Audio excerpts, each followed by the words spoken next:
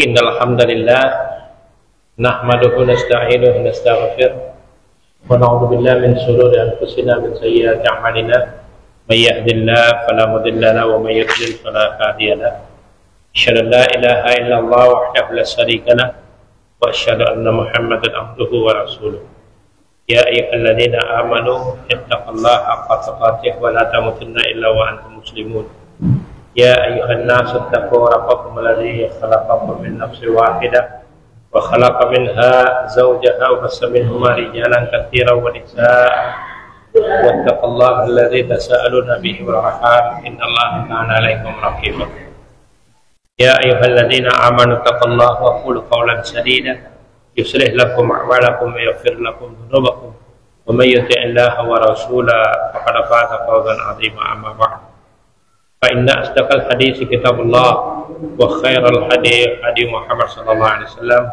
wa sharral umuri muhdatsatuha wa kullu muhdatsatin bid'ah wa kullu bid'atin dalalah wa kullu dalalatin finnar.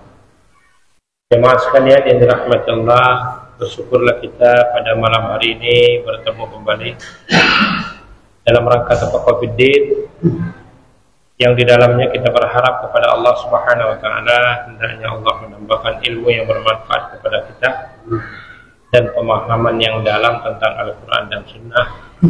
Salam dan selawat selalu hendaknya tercurah kepada Nabi kita Muhammad sallallahu alaihi wasallam serta keluarganya, para sahabatnya, tentu kepada seluruh pengikut setianya, kita termasuk di dalamnya yang mempertahankan sunnah-sunnahnya, karena bagaimanapun kita berupaya keras untuk mengikuti sunnah Rasulullah SAW, karena bagaimanapun apa yang diucapkan beliau SAW adalah wahyu, bukan berdasarkan hawa nafsunya. Maka kalau kita menolak sunnah berarti menolak Al-Quran. Menolak Al-Quran berarti menolak Islam, karena saling keterkaitan. Oleh karenanya juga masalah syafaat. Sebenarnya syafaat itu milik siapa sih? Kalau ada yang bertanya, syafaat itu sebenarnya milik siapa? Apakah milik Rasul? Syafaat itu mutlak milik Allah. Maka ada syarat-syarat untuk mendapatkan syafaat. Sebagaimana yang sudah kita bahas bulan yang lalu di Istiqamah. Ini kan cuma pemindahan tempat, tapi kajiannya kita teruskan yang sudah pernah kita bahas di Al-Istiqamah tentang bab syafaat. Telah kita jelaskan bahwa syarat untuk mendapatkan syafaat adalah pertama, harus ada izin dari Allah. Kedua, harus ridho yang didapati dari Allah. Kalau Allah tidak ridho, tapi izin yang sudah ada juga tidak bisa. Yang ketiga adalah ahlu tauhid. Jika tiga syarat yang tidak ada, maka mereka tidak akan mendapatkan syafaat. Oleh karenanya Allah Subhanahu wa taala berfirman dalam surat 39 ayat yang ke-44. Surat Az-Zumar.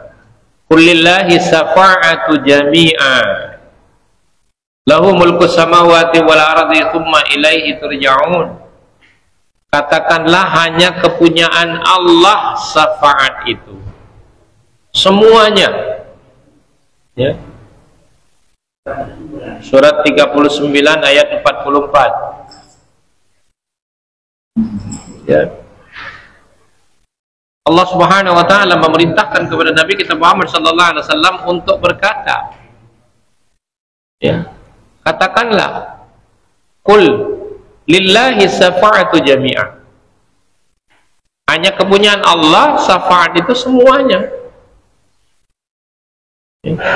Lahu mulku samawati wal ard, kepunyaannya kerajaan langit dan bumi. Summa ilaihi turja'un, kemudian kepadanya lah kamu dikembalikan. Nah, oleh karenanya syafaat itu setelah mendapatkan izin dan ridha dan kepada ahlu tauhid, Karena syafaat seluruhnya milik Allah. Ya terserah Allah kepada siapa harus diizinkan, kepada siapa yang harus diridhoi. Yang penting kita harus di dalam ahli tauhid, bertauhid kepada Allah, ya. Karena orang-orang yang mengakui al-haq itulah yang bisa memberi syafaat atau mendapatkan syafaat. Pertama, siapa saja yang bisa memberi syafaat? Para malaikat. Para malaikat itu bisa memberi syafaat setelah diberi izin oleh Allah. Sebagaimana ayatnya itu juga dalam surat 53, surat An-Najm ayat 26. Wa kam min malakin fis samawati la tughni syafa'atuhum shay'a illa min ba'di ayyatan Allahu liman yasha'u wa yarda. Dalam surah An-Najm surat 53 ayat yang ke-26. Dan berapa banyaknya malaikat di langit. Malaikat ini seluruhnya ditunjukkan di langit, ya. Selalu ada kata malaikat di langit. Syafaat mereka sedikit pun tidak berguna kecuali ya, sesudah Allah mengizinkan bagi orang yang dikehendaki dan diridhoinya. Berarti para malaikat bisa memberi syafaat kepada hamba-hamba Allah ini. Ini dalil yang kuat. Jadi kalau ditanya siapa saja yang bisa memberi syafaat kepada kita, ya para malaikat bisa memberi syafaat berdasarkan ayat ini, ya. Tapi harus sudah ada izin dan diridhai oleh Allah, ya. Kalau tidak ada izin, tidak bisa. Ayat ini sudah sering kita baca. Man zalladzi yasfa'u indahu illa bi'idzni. Ya. Tidak ada seorang pun yang dapat memberi syafaat kecuali atas seizin Allah. Tidak bisa. Ya. Nah, kemudian syafaatnya para nabi.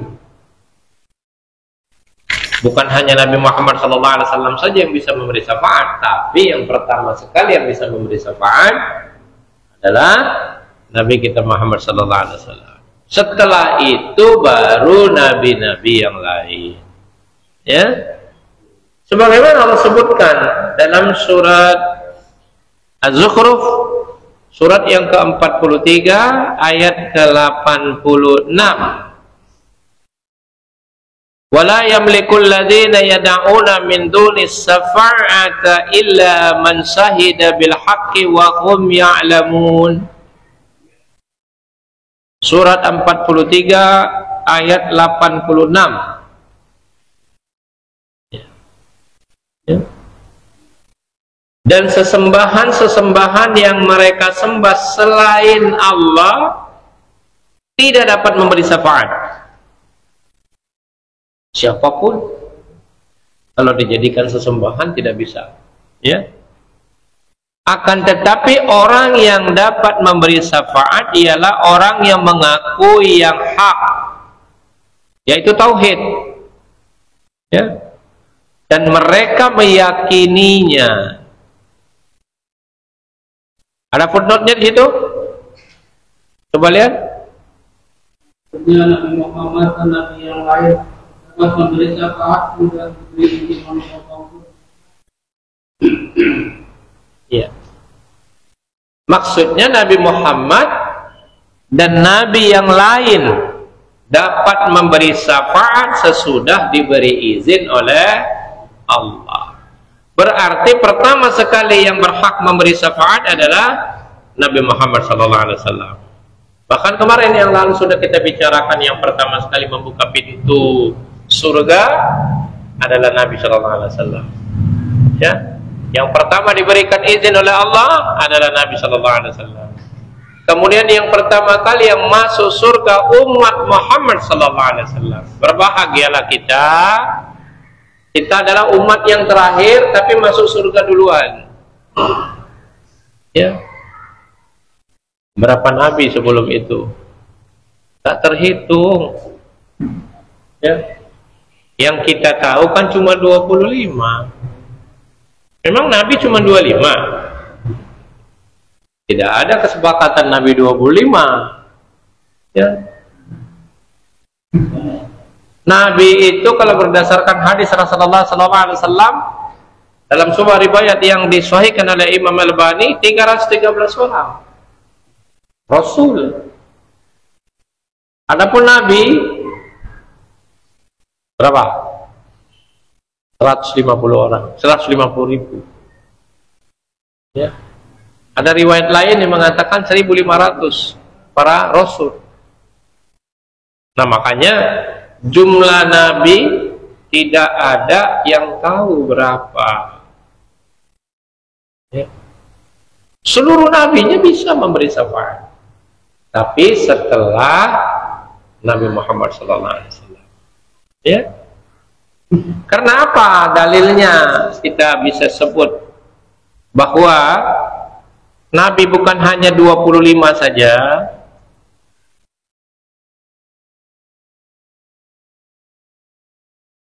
Kita bisa lihat ya, dalam surat An-Nisa ayat 164. Inilah dalil yang menjadi ijma di kalangan para ulama, jumlah nabi bukan hanya 25. Wa rasulan qad qasasnahum 'alaika min qablu wa rusulan lam naqsushum 'alaika. Wa kallamallahu Musa taklima, dan kami telah mengutus rasul-rasul yang sungguh telah kami kisahkan tentang mereka kepadamu dahulu, dan rasul-rasul yang tidak kami kisahkan tentang mereka kepadamu. Ya. Dan Allah telah berbicara kepada Musa dengan langsung. Dengan berdasarkan hadis ini pula lah kita tahu jumlah nabi itu tidak 25. Cuma kita masa sekolah dulu 25 nabi yang dihafalin ya, dari Adam sampai Muhammad. Padahal jumlah nabi bukan hanya 25. Ada yang mengatakan rasulnya 313, ada yang mengatakan 315, ada yang mengatakan 1500.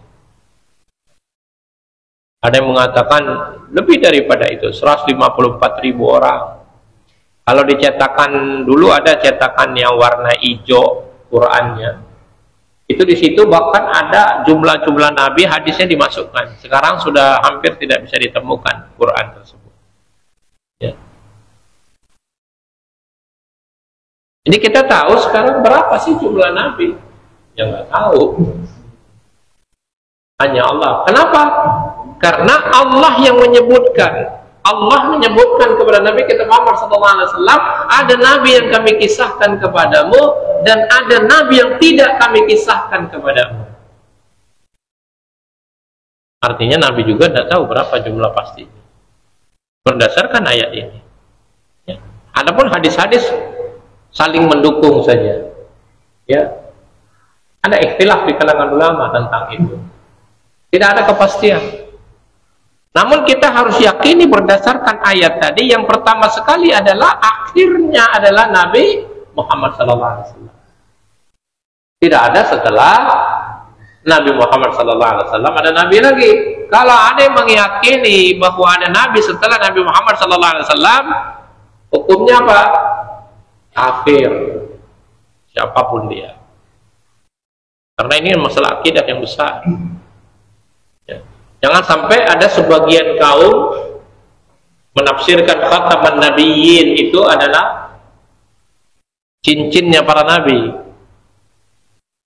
Padahal secara bahasa khataman nabi itu adalah penutup para nabi.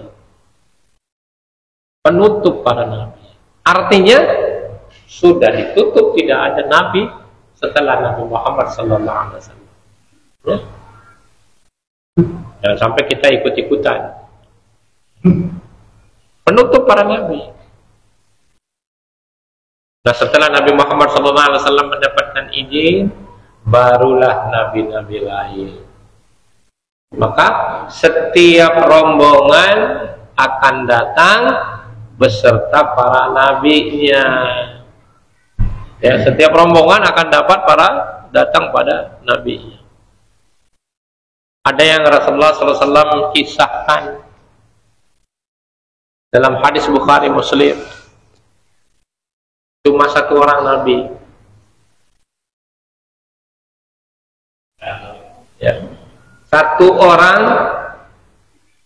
tapi nabi, tidak membawa umat. Tapi apakah nabi seorang tadi bisa memberi syafaat? Ya mungkin. Kaum yang Allah izinkan ketika itu, walaupun nabinya tidak punya pengikut. Karena ada nabi nggak punya pengikut, Pak. Jadi kalau ustadznya nggak punya pengikut, nggak usah pusing. Ya, nabi aja nggak punya pengikut. Kenapa sih kita bingung pengen dapat pengikut yang banyak? Ya kan? Iya, heboh banget sih. Karena Nabi Sallallahu Alaihi Wasallam telah menceritakan kepada kita. Ya, lihat halaman 49. Tolong dibaca. Jadi tahulah kita sekarang. Namun yang paling banyak umatnya adalah umat Muhammad sallallahu alaihi wasallam. Ya. Nabi pernah berkata kepada para sahabat, mau nggak kalian menjadi seperempat dari penduduk surga? Mau nggak separuh dari penduduk surga? Gitu ya. Tapi kan sudah pernah kita baca hadis sebelumnya. Nabi ditawarkan oleh Allah mau memilih separuh penduduk dunia ini ahli surga, separuh umatnya, atau mau memberi syafaat. Kan beliau memilihnya syafaat. Kenapa? Kalau sudah separuh nggak bisa lebih. Masya Allah ya. Mungkin ke kita nggak kepikiran, tapi Masya Allah Nabi telah berpikir sejauh itu. Beliau milihnya syafaat, karena syafaat itu akan bisa lebih banyak daripada itu. Tapi ada hadis-hadis yang akan kita tunjukkan. Memang kita ini kalau mau menjadi penduduk surga yang banyak, ya kita harus jaga diri kita dalam bertauhid tadi, Pak. Ya, bertauhid. Artinya seorang ahlu tauhid hidup di antara ahlu syirik. Bagaikan bulu-bulu putih yang ada di lembu yang hitam. Atau sebaliknya. Itu amsal. Itu perumpamaan yang Rasulullah SAW berikan. Artinya ahli syiriknya banyak, ahli tauhidnya sedikit. Ini harus kita camkan. Di akhir zaman ini nanti ahli syiriknya lebih banyak daripada ahli tauhid. Makanya di sini disarankan untuk mendapatkan syafaat itu harus ahli tauhid. Kalau tidak memiliki tauhid berdasarkan ayat yang sudah kita baca, tidak bisa. Baik, kita baca hadis itu dulu supaya kita tahu Nabi nggak punya pengikut. Ada 1-2 orang pengikutnya. Ada rombongan yang besar, yaitu umat Nabi Musa. Tapi pun masih juga mengalahkan umat Muhammad SAW lebih banyak lagi dibandingkan dengan umat Nabi Musa. Silakan baca. Boleh yang muda ini, yang muda baca. Berikan tugas sama yang muda. Masih ada yang muda, ngapain kasih yang tua? Abdullah bin Abbas radhiyallahu anhu berkata, Iya. Mau pakai ini? Telah ditunjukkan kepada umat yang dahulu. Hingga aku melihat seorang nabi dengan rombongan yang kecil. Dan ada nabi yang mempunyai pengikut 1-2 orang, bahkan ada nabi yang tak ada pengikutnya. Tiba-tiba terlihat olehku rombongan yang besar. Saya kira itu umatku. Maka diberitahukan kepadaku bahwa itu Nabi Musa dan kaumnya. Tetapi lihatlah ke ufuk kanan dan kirimu. Tiba-tiba di sana aku melihat rombongan yang besar sekali. Dikatakan kepadaku, itulah umatmu. Dan di samping mereka ada 70.000 orang yang masuk surga tanpa perhitungan atau hisab. Setelah itu Nabi bangun dan masuk ke rumahnya, hingga para sahabat saling memperbincangkan orang-orang yang akan masuk surga tanpa hisab itu. Ada yang berpendapat mungkin mereka adalah sahabat-sahabat Nabi Muhammad SAW.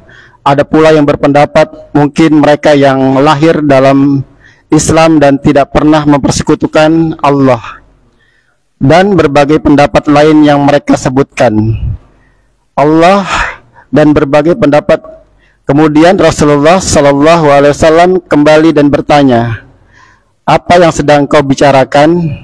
Mereka memberitahukan segala pembicaraan mereka. Maka Rasulullah SAW bersabda, mereka yang tidak pernah menjampi atau dijampikan dan tidak suka menebak nasib dengan perantaraan burung, dan kepada Tuhan mereka selalu berserah diri, tawakal. Maka bangunlah Ukasyah bin Mishhan dan berkata, ya Rasulullah, doakan semoga Allah memasukkan aku dari golongan mereka. Jawab Nabi, engkau termasuk golongan mereka. Kemudian berdiri pula orang izin dan berkata, doakan semoga Allah menjadikan aku dari golongan mereka. Jawab Nabi, engkau termasuk golongan mereka. Kemudian berdiri pula orang izin dan berkata, doakan semoga Allah menjadikan aku dari golongan mereka. Jawab Nabi, engkau telah didahului oleh Ukasyah. Jadi Nabi ada rombongannya kecil, ada pengikutnya cuma 1-2 orang. Ada Nabi yang gak punya pengikut. Ya. Tapi kalau berdasarkan hadis tadi, umat Nabi Musa itu sudah mendekati umat Nabi Muhammad SAW. Ya. Tapi dikatakan oleh malaikat Jibril, lihat ke ufuk sebelah yang lain. Di sana ada rombongan yang lebih besar daripada itu. Artinya umat Muhammad SAW paling banyak. Masuk surganya juga paling banyak. Karena adanya syafaat dari Rasulullah SAW. Ya, nanti kita lagi berbicara syarat sudah. Sekarang siapa yang memberi syafaat? Yaitu Nabi, para malaikat, para nabi, seluruhnya. Ya. Seluruh nabi bisa memberi syafaat. Ya. Masing-masing membawa umatnya. Masing-masing nabi membawa umatnya bersama saksi-saksinya. Ya.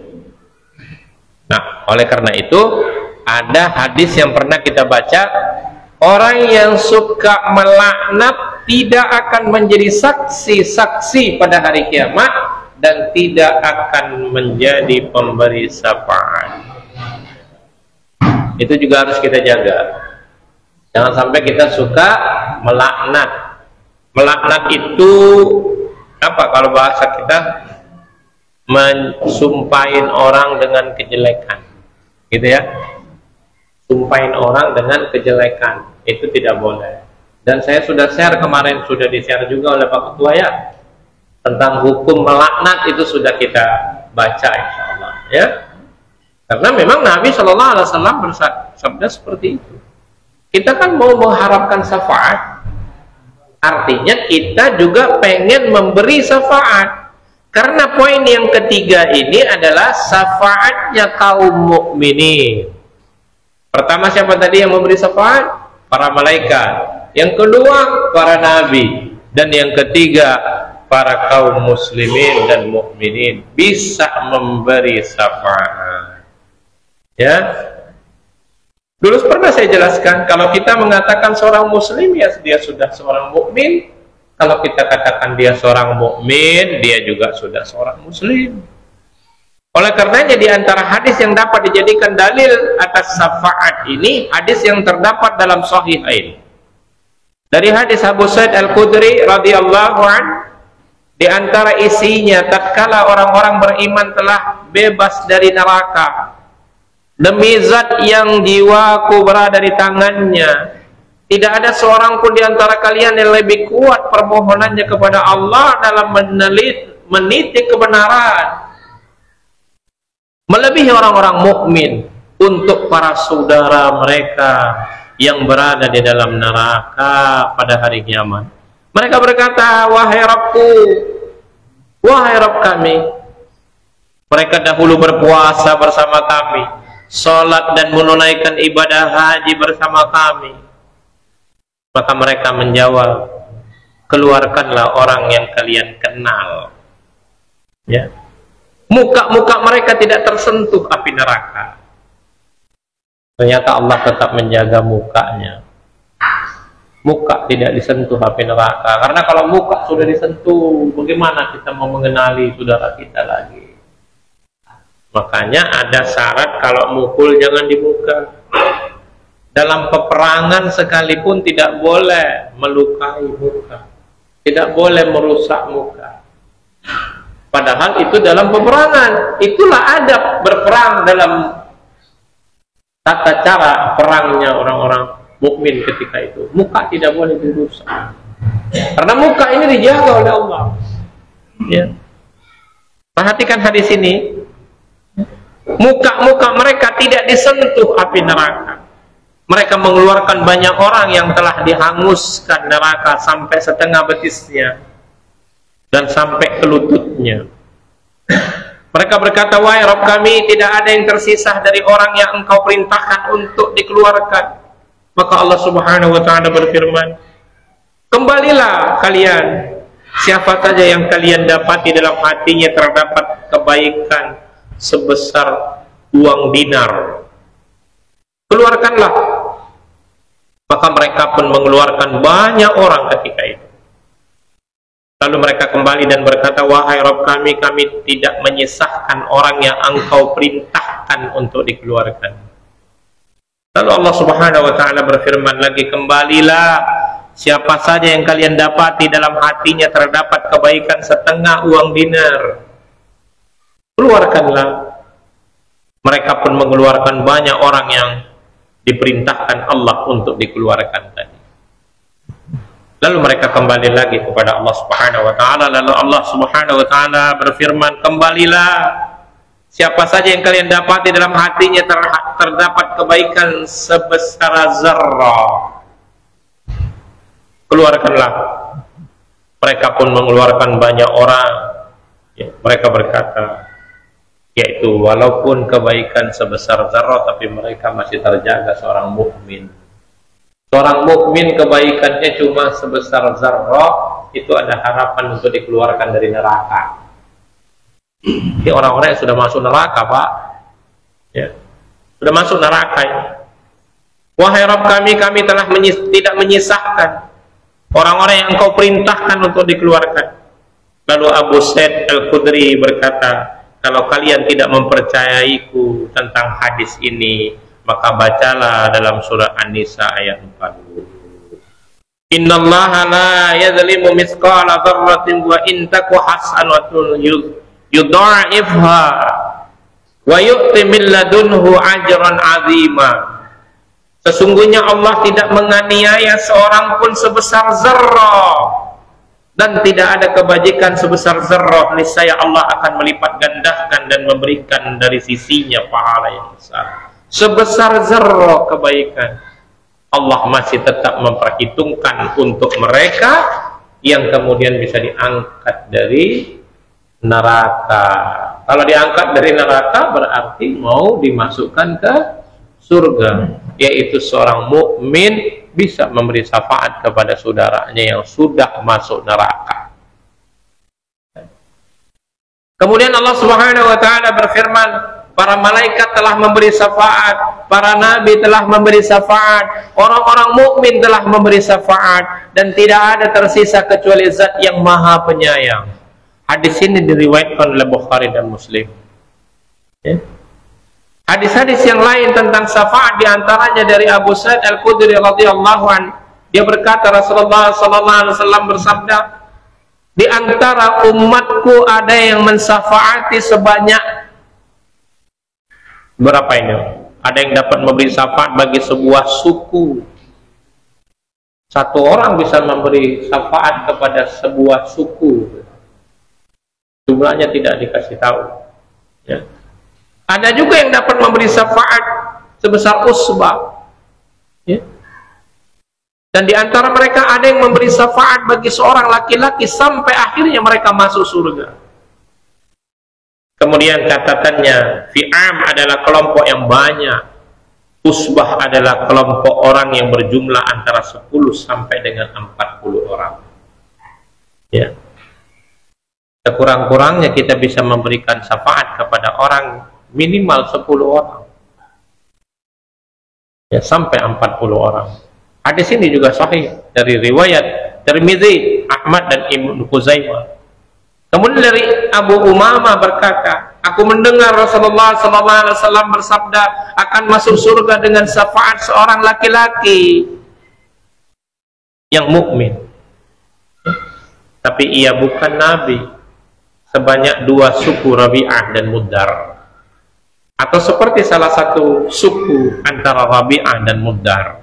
Hadis ini juga diriwayatkan oleh Imam Ahmad. Kemudian dari Abdullah bin Abi Zada, ia mendengar Nabi SAW bersabda, akan masuk surga dengan syafaat satu orang laki-laki mukmin dari kalangan umatnya.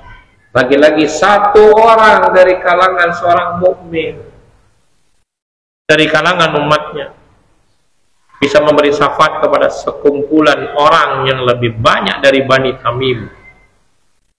Mereka berkata, wahai Rasulullah, tidak termasuk engkau. Beliau sallallahu alaihi wasallam menjawab, tidak termasuk aku. Artinya ini di luar aku.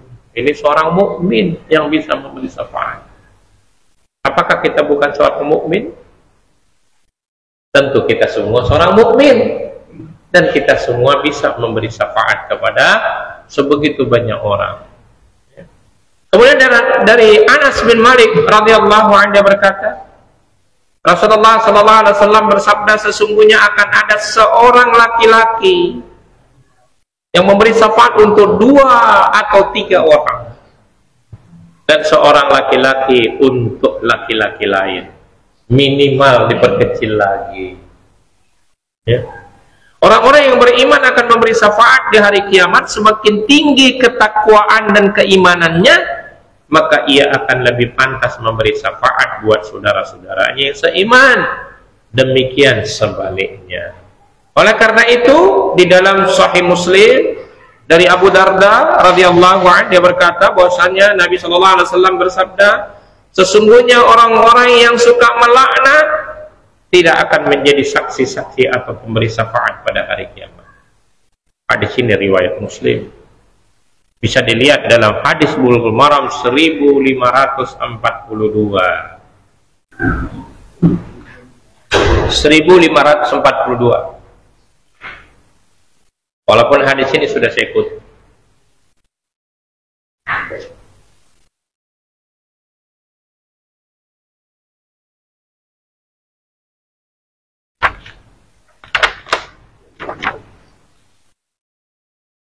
Silakan.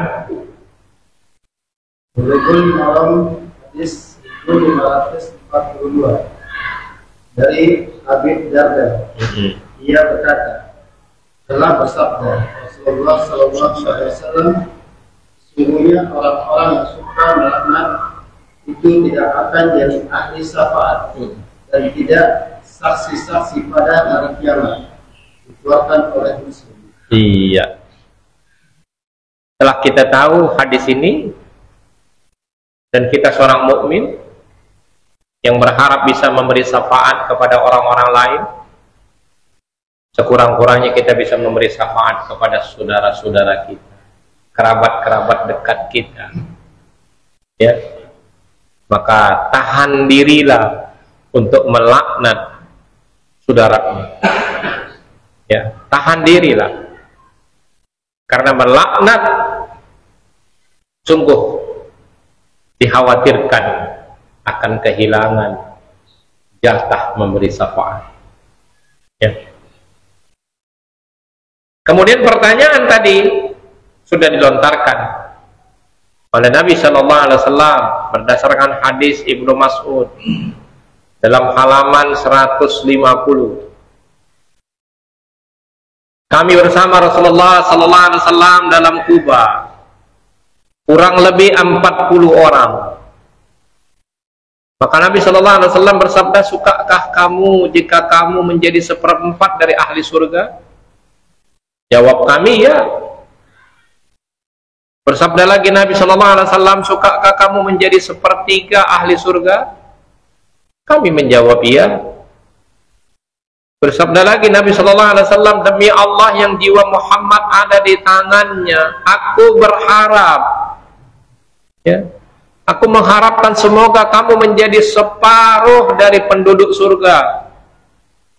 Yang demikian itu karena surga itu tidak dimasuki kecuali oleh orang-orang muslim. Tadi kan sudah saya katakan, ketika kita lagi berbicara tentang orang mukmin, tapi Nabi juga bersabda seorang muslim. Maka para ulama sepakat apabila disebut satu kata termasuk dua-duanya. Seorang muslim tentu dia sudah menjadi seorang mukmin, dan kalau dikatakan dia seorang mukmin, ya sudah pasti dia seorang muslim. Karena dalam hadis ini, sambil dibuka dilihat halaman 150 yang bersambung ke 151, tidak dimasuki kecuali oleh orang muslim. Sedang kamu di tengah-tengah ahli syirik, bagaikan rambut putih di badan lembu yang hitam, atau rambut hitam di kulit lembu yang merah. Bukhari Muslim, ya. Makanya lebih sedikit ahlu tauhid dibandingkan dengan ahli syirik. Jadi kita ini hidup di kalangan ahli syirik di akhir zaman ini. Sekarang belum tahu nanti. Ternyata kata Rasulullah SAW lebih banyak ahli syiriknya dibandingkan ahli tauhidnya. Seperti yang dikasih sebuah perumpamaan. Ada rambut-rambut yang hitam di bulu yang putih atau sebaliknya, ya. Pernah lihat totol-totolan sapi nggak? Sapi yang bertotol-totol pernah lihat ya? Ya kan? Dilihat lebih banyak warnanya, yang hitam sedikit, yang putih banyak, umpama seperti itu, atau sebaliknya, ya. Ini ibarat kalau kita bilang amsal itu ada perumpamaan. Seperti itulah kira-kira kita hidup ini di antara ahli syirik. Oh, ternyata lebih banyak orang yang melakukan kemusyrikan dibandingkan dengan orang yang tidak melakukan kemusyrikan. Ternyata di daerah-daerah yang kemarin diuji keras, diuji dengan keras oleh Allah, rata-rata kalau kita lihat dan kita amati, banyak orang yang sudah melakukan kemusyrikan di situ. Banyak orang, karena Allah tidak membinasakan satu kaum kecuali orang-orang yang melakukan kezaliman. Kezaliman yang paling besar itu apa? Syirik. Ya, makanya hadis ini kita hidup, betul gak? Di antara kaum mukminin sekarang lebih banyak yang melakukan kemusyrikan di satu daerah dibandingkan yang tidak melakukan kemusyrikan yang masih menjaga tauhidnya. Ya.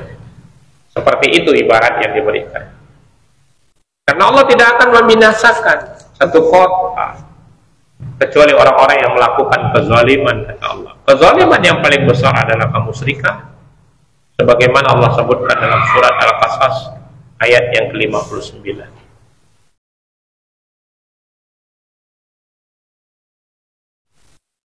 Ya. Wa ma kana rabbuka muhlikal qura hatta yab'atsa fi ummiha rasula yatslu 'alaihim ayatina. Wa ma kunna muhlikil qura illa wa ahlaha zalimun. Dan tidak adalah Rabbmu membinasakan kota-kota sebelum dia mengutus di kota itu seorang rasul yang membacakan ayat-ayat kami kepada mereka. Jadi nggak mungkin Allah membinasakan satu daerah, satu kota, satu negeri, ya, sebelum Allah mengutus seorang rasul. Siapa rasul sekarang? Para ulama warasatul anbiya. Seorang ulama sudah masuk ke situ menjelaskan segala sesuatu, bahwa mereka harus menjauhi perbuatan-perbuatan yang syirik. Tapi kalau mereka tetap melakukannya, ya tunggu azab Allah. Ya. Dan kalimat yang kedua, apa kata Allah? Dan tidak pernah pula kami membinasakan kota-kota kecuali penduduknya dalam keadaan melakukan kezaliman.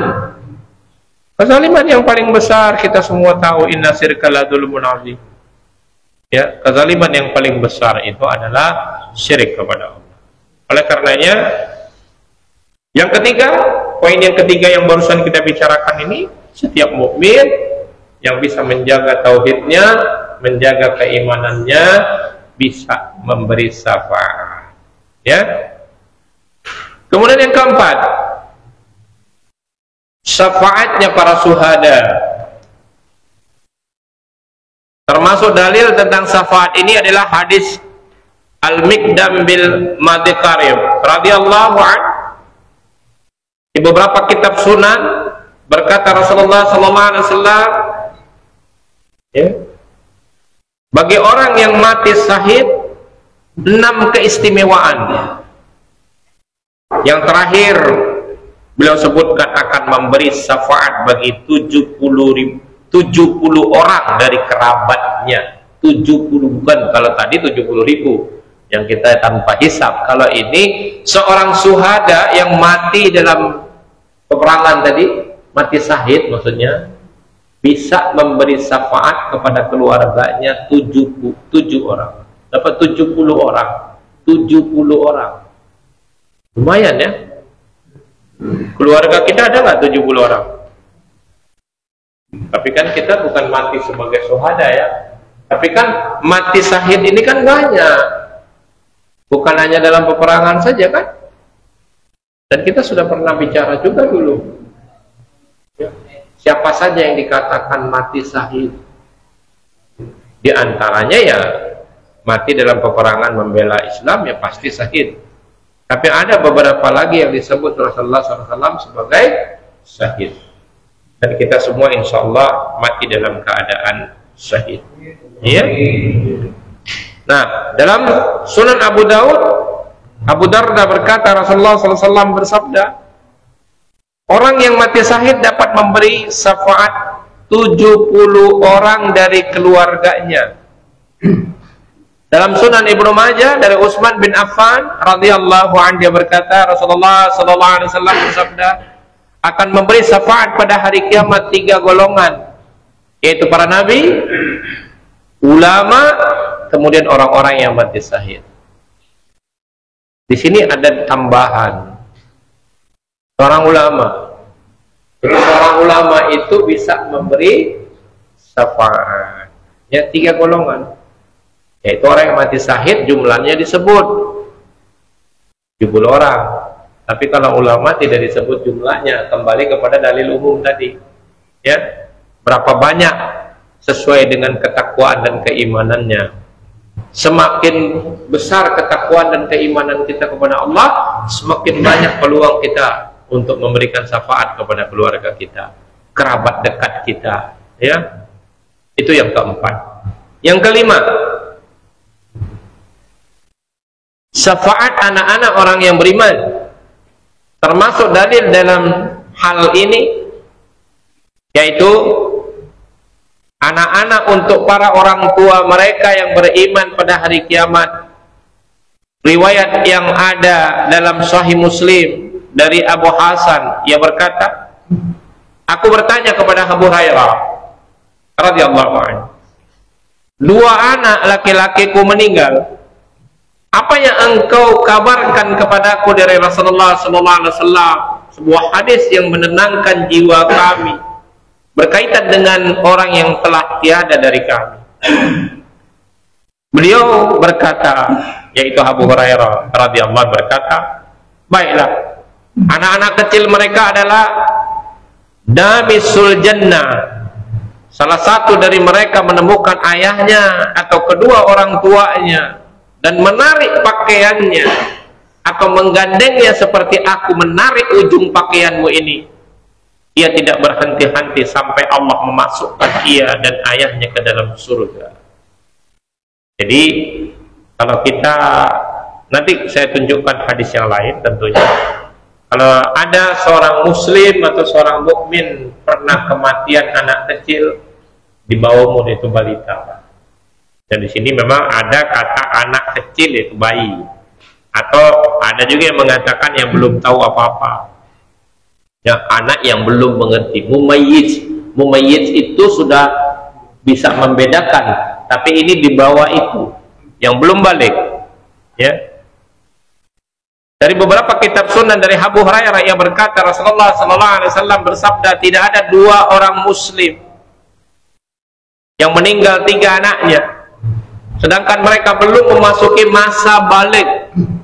Nah, ini hadis umum, sebelum masa balik, belum dewasa, masih kecil, ya.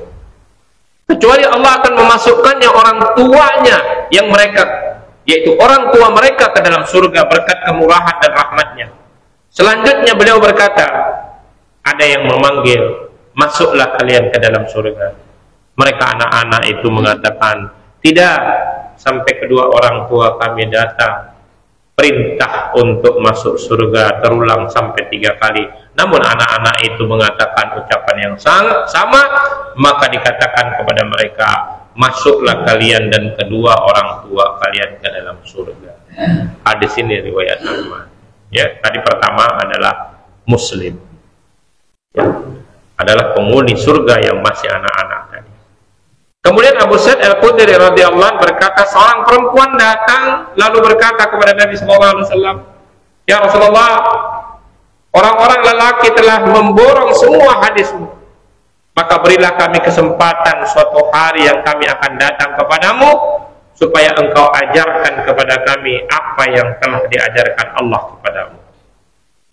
Maka Rasulullah SAW menyuruh mereka datang pada suatu hari yang telah ditentukannya. Maka mereka para wanita itu berkumpul.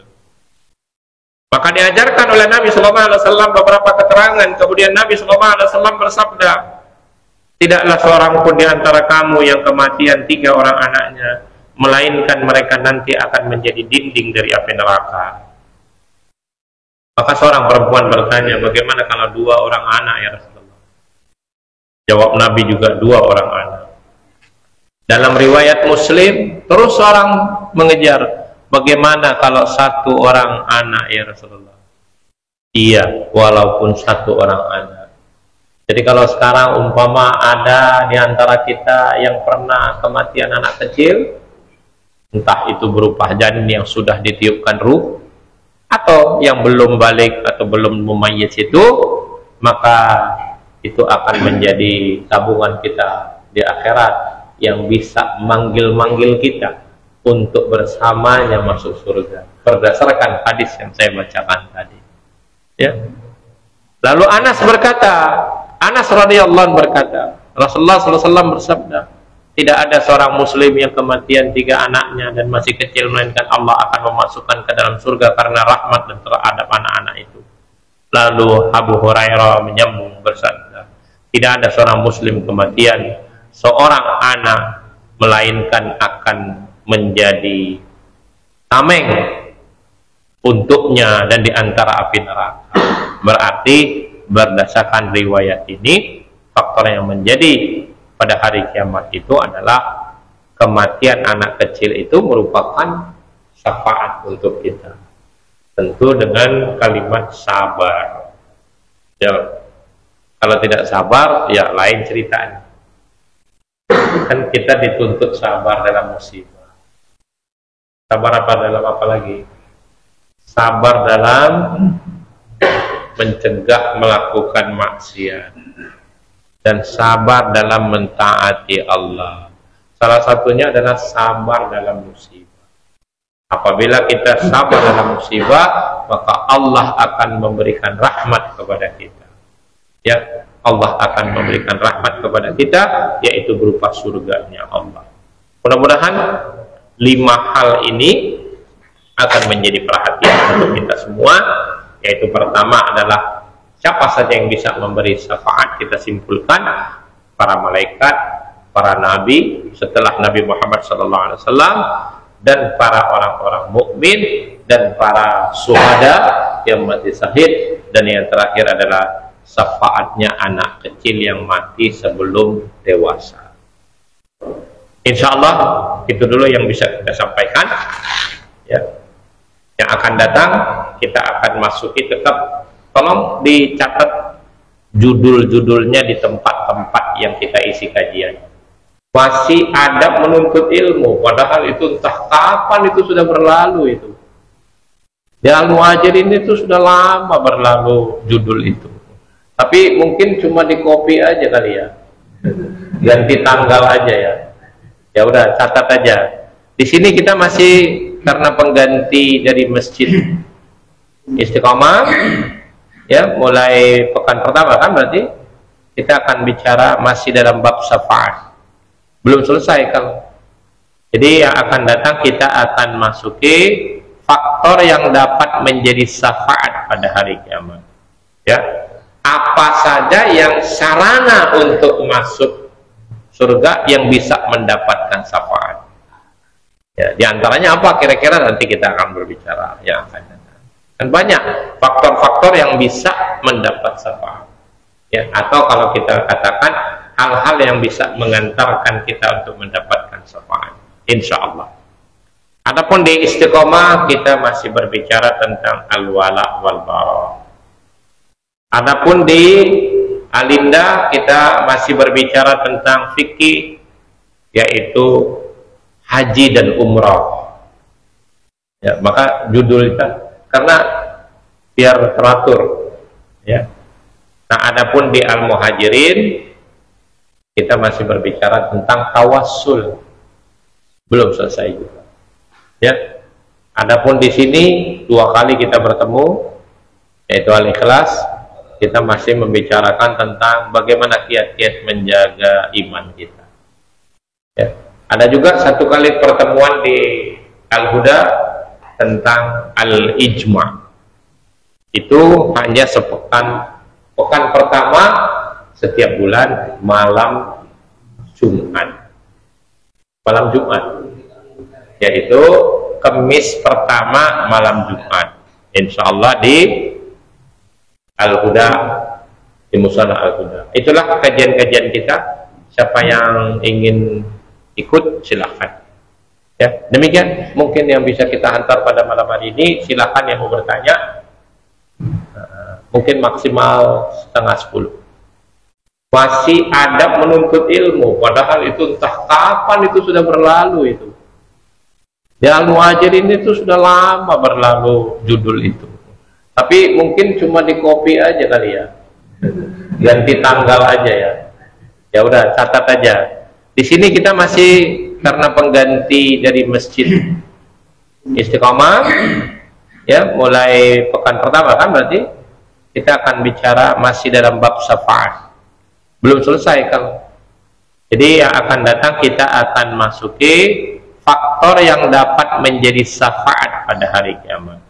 Ya, apa saja yang sarana untuk masuk surga yang bisa mendapatkan syafaat. Ya, di antaranya apa kira-kira nanti kita akan berbicara yang akan datang. Dan banyak faktor-faktor yang bisa mendapat syafaat. Ya, atau kalau kita katakan hal-hal yang bisa mengantarkan kita untuk mendapatkan syafaat. Insya Allah. Adapun di Istiqomah kita masih berbicara tentang al-wala wal bara. Adapun di Alinda kita masih berbicara tentang fikih, yaitu haji dan umrah. Ya, maka judulnya karena biar teratur. Ya. Nah, adapun di Al-Muhajirin kita masih berbicara tentang tawassul, belum selesai juga. Ya, adapun di sini 2 kali kita bertemu, yaitu Al-Ikhlas, kita masih membicarakan tentang bagaimana kiat-kiat menjaga iman kita. Ya. Ada juga 1 kali pertemuan di Al-Huda tentang Al-Ijma'. Itu hanya pekan pertama setiap bulan malam Jumat. Malam Jumat, yaitu Kamis pertama malam Jumat. Insya Allah di Al-Huda, di Musala Al-Huda. Itulah kajian-kajian kita. Siapa yang ingin ikut silahkan.